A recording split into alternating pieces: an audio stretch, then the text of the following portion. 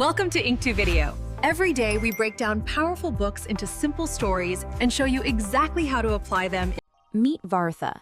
He has a deep urge to create, but he's terrified.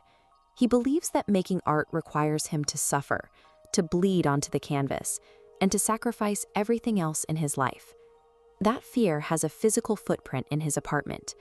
For 2 straight years, a growing collection of expensive paints and pristine brushes has sat entirely untouched in the back of his hall closet. Looking at the towering figures of art history, Vartha feels completely unqualified. He assumes that if he cannot immediately produce a masterpiece on par with Pablo Picasso, there is simply no reason to pick up a brush. Instead of starting, he waits. He waits for a boss, an art agent, or some vague authority figure to hand him an official permission slip to make art. By treating art as a grim, high-stakes test of his worth, Vartha has taken a natural, joyful human instinct and turned it into an unmanageable weight. What Vartha is experiencing is not a failure of willpower. It is a literal, mechanical lock engaging inside the architecture of his brain. The culprit is a region called the dorsolateral prefrontal cortex. You can think of it as the brain's inner critic, a hyper-vigilant manager constantly assessing whether your actions are correct, safe, and logical. When you feel the pressure to be perfect, this inner critic goes into overdrive.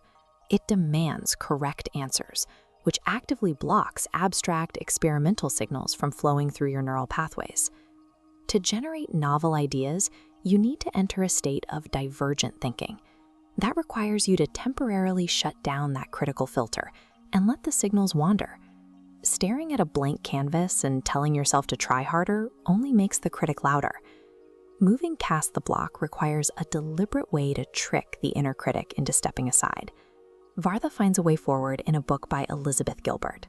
She offers a framework that treats the creative process as a playful collaboration rather than a solitary war.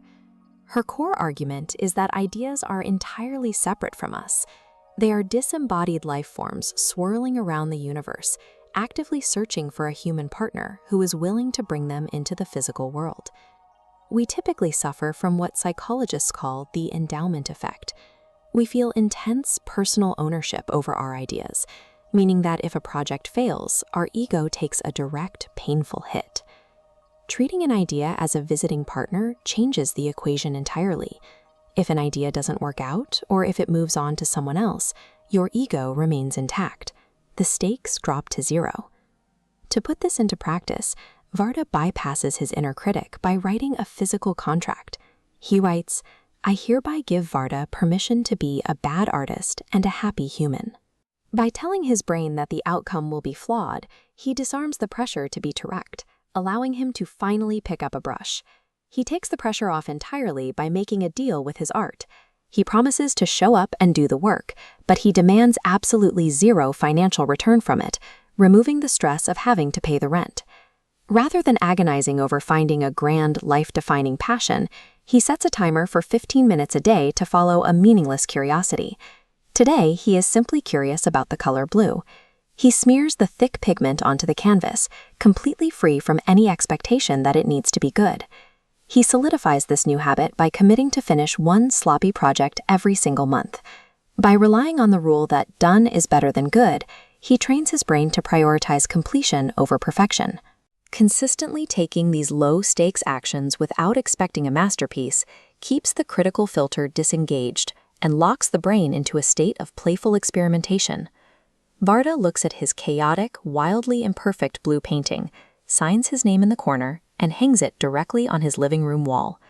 He finally understands the central paradox of a creative life.